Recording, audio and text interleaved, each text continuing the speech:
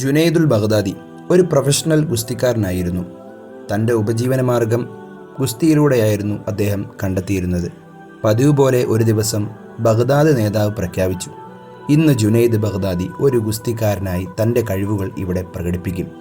അദ്ദേഹത്തെ വെല്ലുവിളിക്കാൻ ആരെങ്കിലുമുണ്ടോ? ഒരു വൃദ്ധൻ വിറയ്ക്കുന്ന കഴുത്തുമായി എഴുന്നേറ്റ് നിന്ന് പറഞ്ഞു, ഞാൻ അദ്ദേഹത്തോടൊപ്പം മത്സരത്തിൽ പങ്കെടുക്കും. ഈ രംഗം കണ്ട ആർക്കും സ്വയം നിയന്ത്രിക്കാൻ കഴിഞ്ഞില്ല. അവർ പൊട്ടിച്ചിരിച്ചു. രാജാവ് പറഞ്ഞു, സ്വന്തം ഇഷ്ടപ്രകാരം മത്സരത്തിൽ പ്രവേശിക്കുന്ന ഒരാളെ തടയാൻ ആർക്കുമാവില്ല. വൃദ്ധന് റിങ്ങിൽ പ്രവേശിക്കാൻ അനുമതി നൽകി. അദ്ദേഹത്തിന് ഏകദേശം 65 വയസ്സായിരുന്നു പ്രായം. ജുനൈദ് ബഗ്ദാദി റിങ്ങിൽ പ്രവേശിച്ചപ്പോൾ രാജാവും അവിടെ ഉണ്ടായിരുന്ന എല്ലാ കാണികളും സ്തബ്ധരായി. അവരുടെ മനസ്സിൽ നിറഞ്ഞു നിന്ന ഒരേയൊരു ചിന്ത, ഈ വൃദ്ധന് എങ്ങനെ യുദ്ധം ചെയ്യാൻ കഴിയും എന്നായിരുന്നു. വൃദ്ധൻ ജുനൈദിനോട് ഈ വാക്കുകൾ അഭിസംബോധന ചെയ്തു, നിങ്ങളുടെ ചെവി എനിക്കൊന്ന് തരുമോ? നിങ്ങൾക്കെതിരെ ഈ പോരാട്ടത്തിൽ എനിക്ക് ജയിക്കാൻ കഴിയില്ലെന്ന് എനിക്കറിയാം. പക്ഷേ ഞാൻ ഒരു സയ്യിദാണ്. പ്രവാചകൻ മുഹമ്മദ് നബി സല്ലല്ലാഹു അലൈഹി വസല്ലമ തങ്ങളുടെ പിൻഗാമിയാണ്.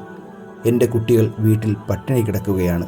അള്ളാഹുവിൻ്റെ പ്രവാചകനോടുള്ള സ്നേഹത്തിനായി നിങ്ങളുടെ പേരും ബഹുമാനവും സ്ഥാനവും ത്യജിച്ച് എനിക്ക് ഈ മത്സര വിജയം തരാൻ നിങ്ങൾ തയ്യാറാണോ?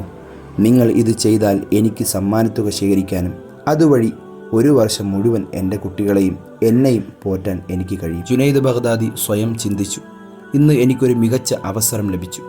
ആവേശത്തിൻ്റെ പ്രകടനത്തിൽ ജുനൈദ് തന്ത്രങ്ങൾ പ്രയോഗിച്ചു. രാജാവ് ഒരു ഗൂഢാലോചനയും സംശയിക്കാതിരിക്കാൻ തൻ്റെ വൈദഗ്ധ്യം പ്രകടിപ്പിച്ചു. വലിയ കുസൃതികളോടെ ജുനൈദ് തൻ്റെ ശക്തി ഉപയോഗിക്കാതെ തന്നെ തോൽക്കാൻ ശ്രമിച്ചു.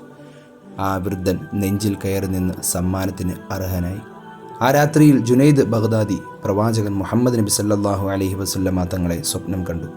അദ്ദേഹം പറഞ്ഞു, ഓ ജുനൈദ്, പട്ടിണി കിടക്കുന്ന എൻ്റെ കുട്ടികളോട് നിങ്ങളുടെ സ്നേഹത്തിൻ്റെ പ്രകടമായി ബഗ്ദാദിൽ ഉടനീളം ആഘോഷിക്കപ്പെട്ട നിങ്ങളുടെ ബഹുമാനവും ദേശീയ പ്രശസ്തിയും നിങ്ങളുടെ പേരും സ്ഥാനവും നിങ്ങൾ ത്യജിച്ചു. ഇന്നു മുതൽ നിങ്ങളുടെ പേര് ഔലിയാക്കളുടെ പട്ടികയിലാണ്. ലോകം അറിയപ്പെട്ട ഒരു വലിയായി ജുനൈദുൽ ബഗ്ദാദി പരിവർത്തനപ്പെടുകയുണ്ടായി.